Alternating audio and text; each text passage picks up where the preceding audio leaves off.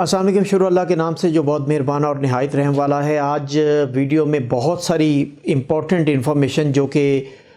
TRC कवानीन में और सिटीज़नशिप के कवानीन में तब्दीलियाँ हो रही हैं वो मैं आपको बताने जा रहा हूँ। ये लेटेस्ट इन्फॉर्मेशन है और इससे पहले प्रोसीजर इस तरह के नहीं थे। ना तो TRC इस हद तक और इतनी बड़ी तादाद में रिफ्यूज़ हो रही थी और सिटीज़नशिप का प्रोसेस भी कॉम्प्लिकेटेड होता जा रहा है। और कुछ तब्दीलियाँ जो इस वक्त सिटीज़नशिप के प्रोसेस में हुई हैं वो मैं आपसे डिस्कस करने जा रहा हूँ। और उसके बाद मैं आपको बताऊँगा कि इस्तांबुल में और तुर्की में जो टूरिस्टिक रेजिडेंट परमिट है यानी TRC जो है उसको रिफ्यूज़ क्यों किया जा रहा है, उसको रिजेक्ट क्यों किया जा रहा है। और सैकड़ों हज़ारों केसेस इन पिछले 2 माह में दिखाई दिए हैं जिनमें टूरिस्टिक रेजिडेंट परमिट जो है वो तरकश हुकाम ने और इदारों ने रिफ्यूज़ कर दिया, यानी दिया नहीं। तमाम तर रिक्वायरमेंट पूरी करने के बावजूद TRC रिजेक्ट किया जा रहा है और इसकी वजूहात क्या हैं ये मैं प्रोग्राम के आखिर में आपको बताऊंगा। सबसे पहले बात करता हूं जो सिटीज़नशिप का प्रोसेस है उसमें जो तब्दीलियां की जा रही हैं। अब एक तब्दीली जो बहुत अहम तब्दीली की है वो ये की है कि अब दवीज़ पेपर यानी दवीज़ बिलगेसी का मतलब ये है कि सर्टिफिकेट चाहिए बैंक से कि आपने फ़ॉरेन करेंसी ला के डिपॉज़िट की और जब आपने प्रॉपर्टी परचेज़ करनी है आपने फ़ॉरेन करेंसी यानी डॉलर या यूरो या जो भी आपके पास फ़ॉरेन करेंसी है उसका आपने दवीज़ बिलगेसी यानी एक रिकॉग्निशन सर्टिफिकेट लेना है बैंक से। और बैंक आपको सर्टिफाई करेगा कि इस शख्स ने आके हमारे अकाउंट में बाहर से फ़ॉरेन करेंसी ट्रांसफ़र की है या आके यहाँ पर डॉलर या यूरो डिपॉज़िट किए हैं। जब आप ये लेटर ले लेंगे दवीज़ बिलगेसी आपको मिल जाएगा। उसके बाद आप जो अमाउंट आपने ट्रांसफ़र करनी है वो आप लीरा में कन्वर्ट करेंगे और लीरा में कन्वर्ट करके आप मुतलका जो सेलर है उसके अकाउंट में अमाउंट ट्रांसफ़र करके उसका जो उसकी रिकग्निशन है यानी उसकी अथेंटिकेशन है स्लिप जो है वो आप लेंगे। और ये दोनों पेपर सिटीज़नशिप की एप्लीकेशन के लिए ज़रूरी है। ये एक तब्दीली है जो कि इम्प्लीमेंट की जा रही है। अब दवीज़ पेपर के बगैर आप अगर अमाउंट ट्रांसफ़र करते हैं डॉलर की सर्टिफिकेट के बगैर तो या यूरो के सर्टिफिकेट के बगैर तो आपको सिटीज़नशिप के लिए अप्लाई करने में मुश्किलात का सामना करना पड़ सकता है। अब जो इस महीने से कानून तब्दील होने जा रहा है वो बहुत इम्पॉर्टेंट है। पहले कानून ये था कि आप जो एक्सपर्ट रिपोर्ट है वो आप अपनी मर्ज़ी से कंपनी सेलेक्ट करते थे, आप उनको पेमेंट करते थे, वो आपको एक्सपर्ट रिपोर्ट जारी कर देते थे। उसके बाद एक तब्दीली आई 4-5 माह पहले, मैंने उसको भी अपडेट किया कि अब टापू से पहले एक्सपर्ट रिपोर्ट को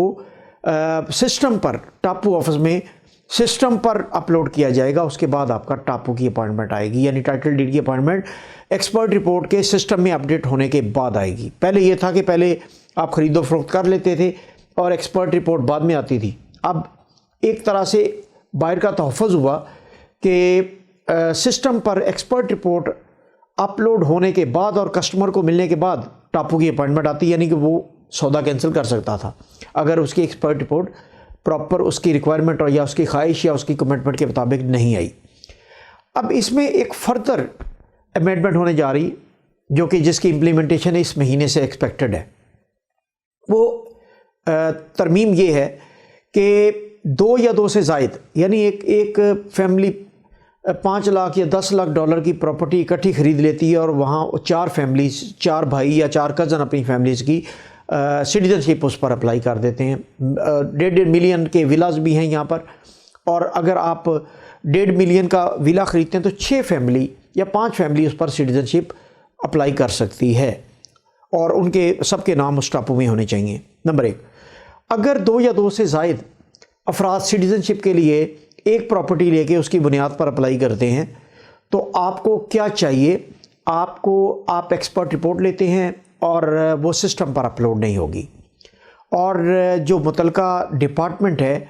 वो आपकी एक्सपर्ट रिपोर्ट को एक और एक्सपर्ट कंपनी से वेरीफाई करेगा कि ये एक्सपर्ट रिपोर्ट प्रॉपर है, ये इसकी जो मालियत इसमें इस प्रॉपर्टी की दी गई है क्या वो प्रॉपर मालियत है और वाकई प्रॉपर्टी इतनी मालियत की है। उसके बाद अगर सेकंड एक्सपर्ट रिपोर्ट कंपनी जो ऑथराइज सरकारी एक्सपर्ट रिपोर्ट कंपनी है وہ اس کو انڈورس کر دے گی کہ واقعی یہ اس پراپرٹی کی مالیت کی جو پہلی ایکسپرٹ رپورٹ ہے وہ اس میں جو مالیت دی گئی ہے وہ پراپرٹی واقعی اتنی مالیت کی ہے، تو وہ ٹاپو کے لیے اپوائنٹمنٹ ملے گی، ادروائز وہ وہیں پر رک جائے گی، اور اس کو جو پہلی ایکسپرٹ رپورٹ میں اگر آپ نے کوئی ہینکی پینکی کی ہے اور دوسری میں وہ ڈکلیئر ہوگی کہ وہ صحیح نہیں ہے، تو آپ کی پراپرٹی کی ٹرانزیکشن بھی روکی جا سکتی ہے اور آپ کو بلیک لسٹ پہ کیا جا سکتا ہے کہ سیلر اور بائر کی ملی بھگت سے کچھ ہوا ہے۔ اب یہ بہت امپورٹنٹ ہے اور اس کو آپ نے سوچ سمجھ کے دیکھ بھال کر آپ نے اس میں کرنا ہے کہ یہ قانون جو ہے یہ اس میں آپ کو نہیں اطلاع دی۔ پہلی ایکسپرٹ رپورٹ کی کمپنی کی آپ کے پاس چوائس ہے کہ مختلف کمپنیاں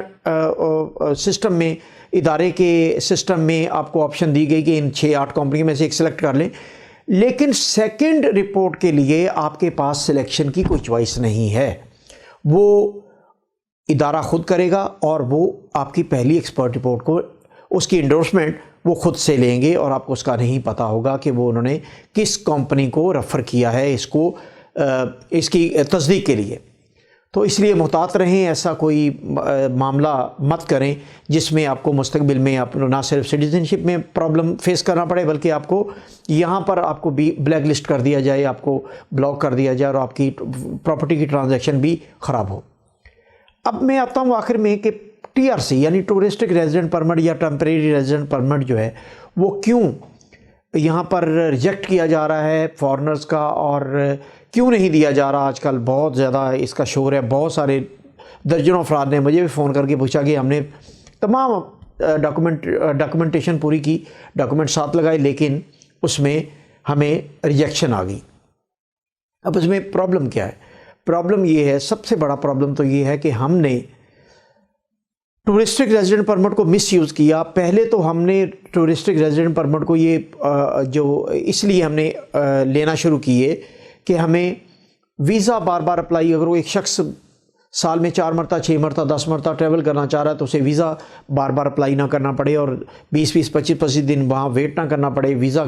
کے حصول کے لیے۔ تو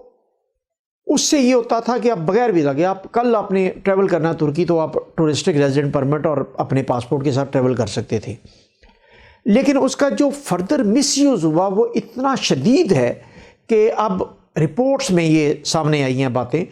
کہ ٹورسٹک ریزیڈنٹ پرمٹ کو ہم نے ایک طرح کا ترکی میں ورک پرمٹ سمجھ لیا، یعنی ایک شخص آیا وزٹ ویزے پر، اس نے ٹورسٹک ریزیڈنٹ پرمٹ اپلائی کیا اور اس نے ٹی آر سی لے لیا، اور اسے جب ٹی آر سی مل گیا تو اس نے یہاں پر جابز کرنا شروع کر دی، یعنی لیگل جابز نہیں انلیگل جابز کرنا شروع کر دیا، اور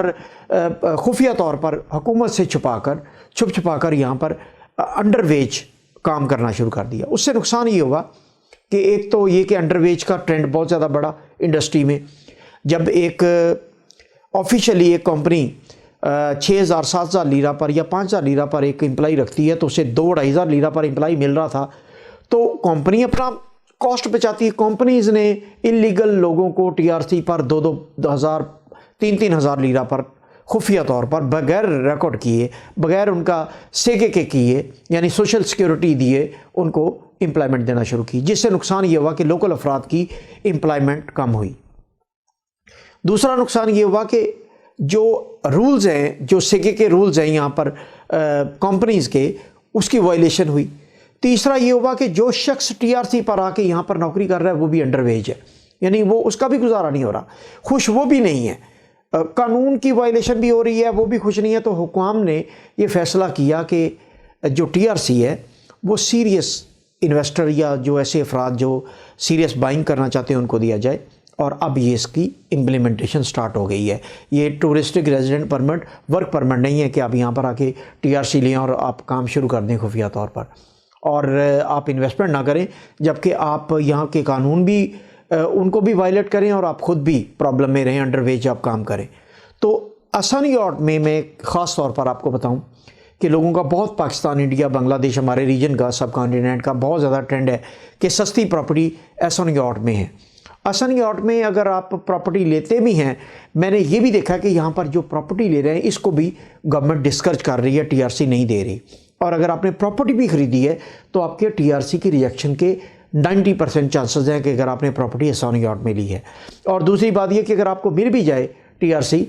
تو جس کا ٹاپو پر نام ہوگا اس کو ملے گی، اس کے بچوں اور اس کی بیوی کو نہیں دی جا رہی۔ تو اس لیے محتاط رہیں۔ ایک تو احسان یارڈ میں سستی پراپرٹی لے کے TRC اپلائی کر کے آپ یہاں پر سب اچھا کی آواز نہیں آنی، آپ کو ریجیکشن آئے گی۔ اور دوسرا TRC پر جو لوگ یہاں پر آ کے رہ رہے ہیں اور یہاں پر آ کے انڈر ویج کام کر رہے ہیں، ان کے لیے بھی بری خبر ہے کہ گورنمنٹ نے ان کا ڈیٹا اکٹھا کرنا شروع کر دیا اور اب اس کے لیے TRC کی ریجیکشن 80% انہوں نے بڑھا دی ہے۔ یعنی 100 اپلائی کرتے ہیں تو 20 کو مل رہا ہے، 80 لوگوں کو TRC اب نہیں ملے گا۔ یہ ایک بری خبر ہے جو میں آپ کو آگاہی کے لیے دے رہا ہوں، لیکن قانون کو